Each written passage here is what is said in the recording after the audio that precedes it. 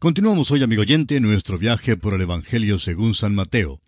En nuestro programa anterior estábamos comenzando a considerar la gran tribulación con sus apuros y dolores, y nos detuvimos en el versículo 15 de este capítulo 24 de Mateo. Así que hoy vamos a leerlo una vez más. Por tanto, cuando veáis en el lugar santo la abominación desoladora de que habló el profeta Daniel, el que lee, entienda. Ahora, ¿qué es la abominación desoladora? Bueno, dos casos se relatan en el libro de Daniel y se mencionan como la abominación desoladora. Dijimos en nuestro programa pasado que un caso se encuentra en Daniel capítulo 11, versículo 31, donde dice: «Y se levantarán de su parte tropas que profanarán el santuario y la fortaleza, y quitarán el continuo sacrificio, y pondrán la abominación desoladora». La historia atestigua el hecho de que Antíoco Epífanes atacó a Jerusalén en el año 170 a.C., y que en ese tiempo más de 100,000 judíos fueron muertos. Quitó el continuo sacrificio del templo, ofreció la sangre y caldo de un cerdo sobre el altar, y erigió una imagen de Júpiter para que fuera adorada en el lugar santo. Ahora esta, sin embargo, no era la abominación desoladora a la cual nuestro Señor se refiere primordialmente aquí en el capítulo 24 de Mateo, versículo 15, y también en el Evangelio según San Marcos, capítulo 13, versículo 14. El Señor se está refiriendo a lo que todavía es futuro, abominaciones que tienen que ver con el anticristo, las cuales se mencionan después en otro capítulo por el mismo profeta Daniel. Daniel capítulo 12, versículo 11 dice: «Y desde el tiempo que se ha quitado el continuo sacrificio hasta la abominación desoladora, habrá 1290 días». La abominación que fue erigida por Antíoco nos da los indicios en cuanto a la que erigirá el anticristo. La primera constituía un ídolo y un rechazo completo de que la sangre de un cordero fuese sacrificio por el pecado. El ídolo que será erigido por el anticristo estará en el lugar santo y será la abominación desoladora a la cual se refiere el Señor Jesús, y que también se encuentra en Apocalipsis capítulo 13, versículos 11 al 18, donde dice: «Después vi otra bestia que subía de la tierra, y tenía 2 cuernos semejantes a los de un cordero, pero hablaba como dragón, y ejerce toda la autoridad de la primera bestia en presencia de ella, y hace que la tierra y los moradores de ella adoren a la primera bestia, cuya herida mortal fue sanada. También hace grandes señales, de tal manera que aún hace descender fuego del cielo a la tierra delante de los hombres. Y engaña a los moradores de la tierra con las señales que se le ha permitido hacer en presencia de la bestia, mandando a los moradores de la tierra que le hagan imagen a la bestia que tiene la herida de espada, y vivió. Y se le permitió infundir aliento a la imagen de la bestia, para que la imagen hablase e hiciese matar a todo el que no la adorase. Y hacía que a todos, pequeños y grandes, ricos y pobres, libres y esclavos, se les pusiese una marca en la mano derecha o en la frente, y que ninguno pudiese comprar ni vender, sino el que tuviese la marca o el nombre de la bestia o el número de su nombre. Aquí hay sabiduría. El que tiene entendimiento, cuente el número de la bestia, pues es número de hombre, y su número es 666. El templo evidentemente será reconstruido, y la nación de Israel estará de vuelta en Palestina. Las iglesias no tienen ningún lugar santo. Esta sección no puede ser aplicada a la iglesia de Cristo. Daniel fue el único profeta mencionado por nombre en el discurso del Monte de los Olivos. El Señor también hizo una distinción obvia cuando añadió: «El que lee, entienda». La abominación desoladora será la señal del fin de esta edad. Ahora, volviendo al capítulo 24 de San Mateo, leamos el versículo 16. «Entonces los que estén en Judea huyan a los montes». Amigo oyente, yo no espero huir a los montes de Judea. La palabra «entonces» aquí coloca a este período inmediatamente después del rompimiento del pacto con Israel por el anticristo, que leemos en el versículo 27 del capítulo 9 de la profecía de Daniel, donde dice: «Y por otra semana confirmará el pacto con muchos. A la mitad de la semana hará cesar el sacrificio y la ofrenda. Después, con la muchedumbre de las abominaciones, vendrá el desolador, hasta que venga la consumación, y lo que está determinado se derrame sobre el desolador». Esto introduce el período intenso del dolor de la tribulación. Una vez más, fíjese que esto no puede tener ninguna aplicación a la iglesia en ninguno de los continentes, sino solo a un pueblo en Judea. Ahora, volviendo al capítulo 24 de Mateo, leemos en el versículo 17, «El que esté en la azotea no descienda para tomar algo de su casa». En la tierra de Palestina, el patio, el pórtico que da a la calle, el pórtico de atrás, etc., todos quedan en la azotea de la casa. La azotea en las casas en Palestina corresponde a nuestros patios o pórticos en el día de hoy. Ahora el versículo 18 dice, «Y el que esté en el campo, no vuelva atrás para tomar su capa». Esto se refiere a las personas que se ocupan de la agricultura. Si un hombre en el campo dejó su capa colgada en la cerca al final del terreno por la mañana cuando hacía fresco, y viene la noticia de que la abominación desoladora ha aparecido, él no debe volver para tomar su capa, sino que debe empezar a correr. El Señor continúa diciendo en el versículo 19, «Mas ay de las que estén encintas y de las que críen en aquellos días». Habrá un gran aumento de la proporción de nacimientos en el principio del período de la gran tribulación. La tierra hoy en día se está cargando excesivamente de población. Estamos quedando bastante apretados y creemos que es otra evidencia de que nos estamos acercando al fin de la edad. Esto, más o menos, nos es una señal. «Ay de las que estén encintas», dice el Señor. Este es otro caso de la preocupación de Cristo por los niños. Avancemos ahora con el versículo 20, que dice, «Orad pues que vuestra huida no sea en invierno ni en día de reposo». Una vez más podemos ver que las personas a las cuales el Señor habla aquí en estos versículos son las que están bajo el sistema mosaico. Ahora el versículo 21 dice, «Porque habrá entonces gran tribulación, cual no la ha habido desde el principio del mundo hasta ahora, ni la habrá». La traducción literal de esto es, «Habrá entonces la gran tribulación, la grande». Esta tribulación es única. No ha habido nada como ella en la historia del mundo, y nunca jamás habrá cosa semejante. El Señor designa el fin de la edad como el período de la gran tribulación. Tal período todavía no ha acontecido. Veamos ahora el versículo 22. «Y si aquellos días no fuesen acortados, nadie sería salvo, mas por causa de los escogidos, aquellos días serán acortados». Hay algunas personas que hablan como si la iglesia fuera a pasar por la gran tribulación. Hay quienes creen que ya estamos en este período. No se dan cuenta de cuán severo será este tiempo. Hoy en día las cosas son malas de verdad, pero de ningún modo se puede comparar con la descripción que el Señor hace de la gran tribulación. El versículo 22 abarca solamente un período breve de tiempo. Es la última mitad de la 70ª semana de Daniel.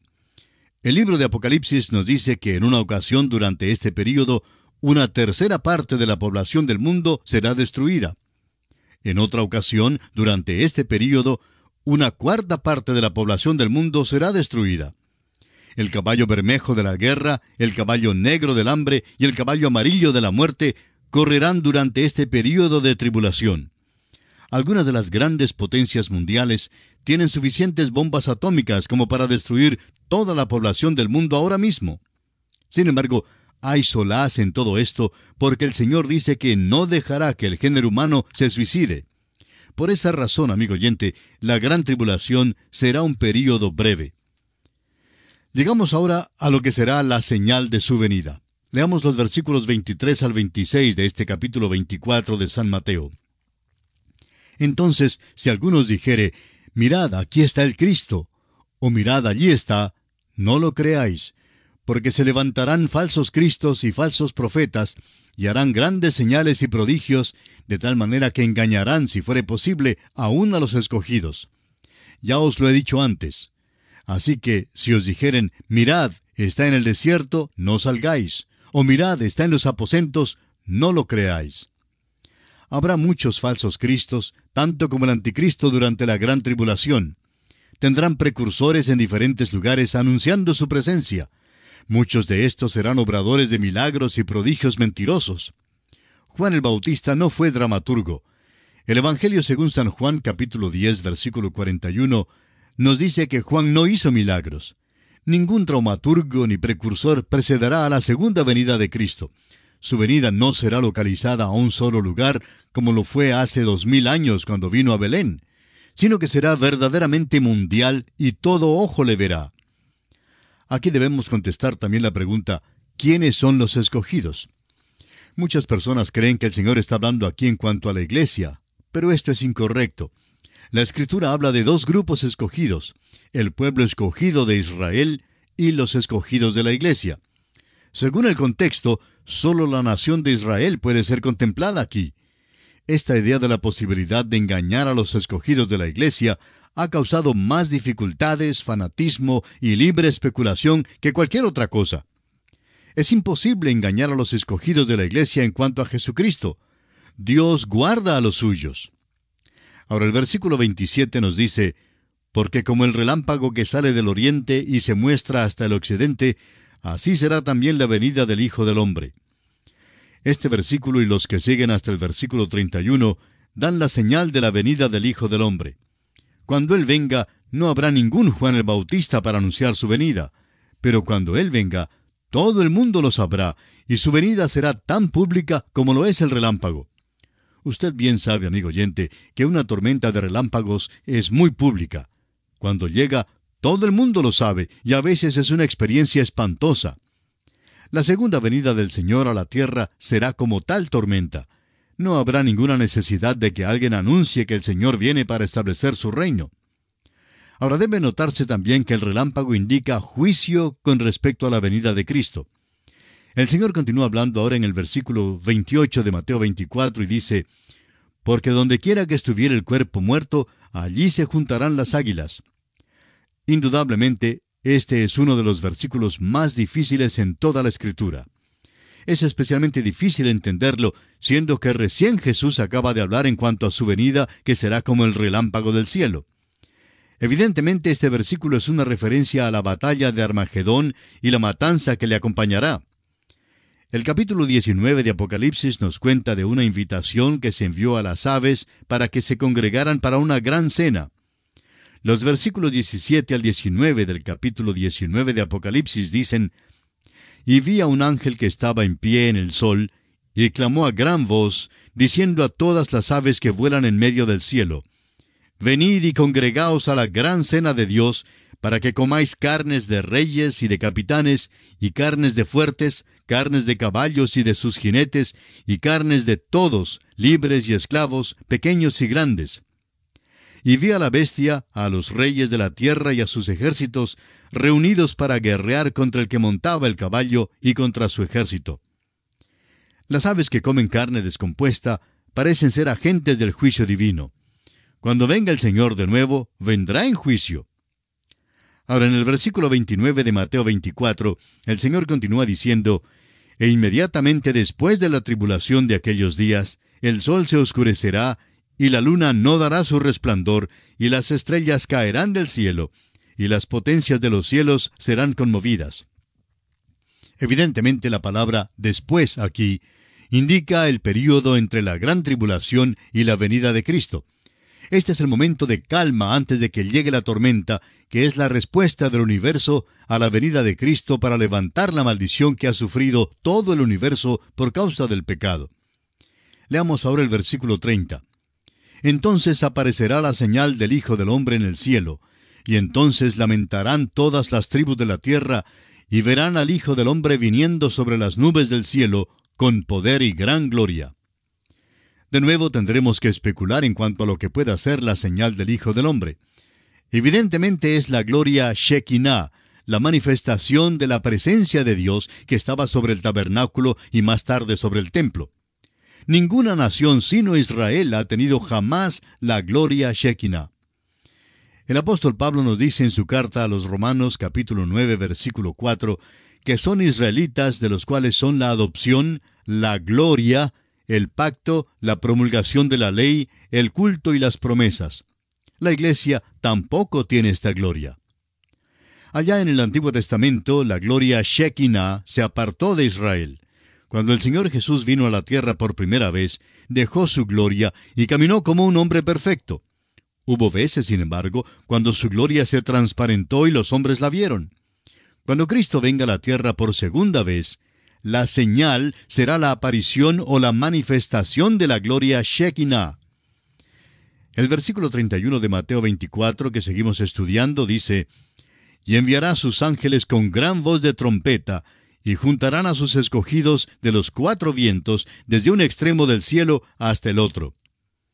Los escogidos de los cuales habla este versículo todavía son los israelitas. Los profetas del Antiguo Testamento predijeron un milagro que traería a los judíos de vuelta a su tierra. Ahora esta no es la iglesia, la cual será arrebatada del mundo para recibir al Señor en el aire. Los ángeles no figuran en el rapto. El Señor vendrá en persona a recibir a su iglesia con trompeta, y su voz será de arcángel. No necesitará ninguna ayuda para reunir a su iglesia. Murió por ella y la reunirá. Así lo expresa el apóstol Pablo en su primera epístola a los Tesalonicenses, capítulo 4, versículos 13 al 18, cuando dice: «Tampoco queremos, hermanos, que ignoréis acerca de los que duermen, para que no os entristezcáis como los otros que no tienen esperanza. Porque si creemos que Jesús murió y resucitó, así también traerá Dios con Jesús a los que durmieron en él. Por lo cual os decimos esto en palabra del Señor, que nosotros que vivimos, que habremos quedado hasta la venida del Señor, no precederemos a los que durmieron. Porque el Señor mismo, con voz de mando, con voz de arcángel y con trompeta de Dios, descenderá del cielo, y los muertos en Cristo resucitarán primero. Luego nosotros, los que vivimos, los que hayamos quedado, seremos arrebatados juntamente con ellos en las nubes para recibir al Señor en el aire, y así estaremos siempre con el Señor. Por tanto, alentaos los unos a los otros con estas palabras». También el versículo 49 del capítulo 13 de este Evangelio de Mateo y el versículo 7 de Apocalipsis 1 son pasajes paralelos. Ahora el término «los escogidos» aquí se refiere a Israel. Para comprobar esto, leamos en el capítulo 16 del profeta Jeremías, versículos 14 y 15, donde dice: «No obstante, he aquí vienen días, dice Jehová, en que no se dirá más: vive Jehová, que hizo subir a los hijos de Israel de tierra de Egipto, sino: vive Jehová, que hizo subir a los hijos de Israel de la tierra del norte, y de todas las tierras a donde los había arrojado, y los volveré a su tierra, la cual di a sus padres». Ahora leamos los versículos 32 al 36 de este capítulo 24 del Evangelio según San Mateo. «De la higuera aprended la parábola. Cuando ya su rama está tierna y brotan las hojas, sabéis que el verano está cerca. Así también vosotros, cuando veáis todas estas cosas, conoced que está cerca, a las puertas. De cierto os digo que no pasará esta generación hasta que todo esto acontezca. El cielo y la tierra pasarán, pero mis palabras no pasarán. Pero del día y la hora nadie sabe, ni aun los ángeles de los cielos, sino solo mi Padre». La higuera aquí se refiere a la nación de Israel. Para verificarlo podemos leer Jeremías capítulo 24, versículos 1 al 5, y en Oseas capítulo 9, versículo 10. Creemos que la viña y la higuera representan a Israel en las Escrituras. Ciertamente hay árboles y viñas que crecen en abundancia en aquella tierra, aun después de todo lo que ha pasado allí. Y creemos que en estos versículos el Señor está hablando en cuanto a la nación que ocupa aquella tierra. Hay dos explicaciones posibles con respecto a la generación que no pasará hasta que todas estas cosas acontezcan, que se menciona aquí en el versículo 34. Puede significar que la generación que viva en aquel entonces verá todos estos eventos, o puede significar que la nación de Israel no pasará.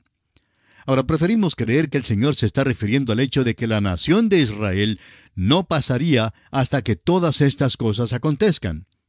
Parece que la historia da testimonio de esto. Como ya hemos visto, la gran tribulación es todavía un evento futuro, y la nación de Israel todavía existe. A Amán nunca le fue posible destruir a los judíos. Faraón tampoco pudo destruirlos. Hitler no logró aniquilarlos, y ningún dictador podrá exterminarlos. Amigo oyente, Dios los protegerá. Y aquí nos detenemos por esta oportunidad. Concluiremos nuestro estudio de este capítulo 24 de San Mateo, Dios mediante, en nuestro próximo programa. Hasta entonces, pues, que Dios le bendiga, es nuestra ferviente oración.